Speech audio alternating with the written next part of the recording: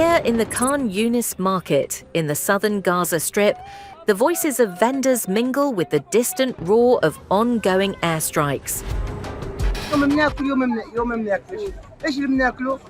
حاجات بسيطة، طبايخ بسيطة جدا، يعني مش هالطبايخ اللي الناس عارفاها، يعني المعروفة عندنا بشكل عام، طبايخ بسيطة.